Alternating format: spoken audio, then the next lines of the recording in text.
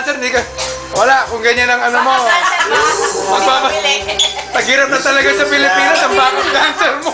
Joey, what do you mean? Baka nasa senior citizen. Walang bibili ng produkto.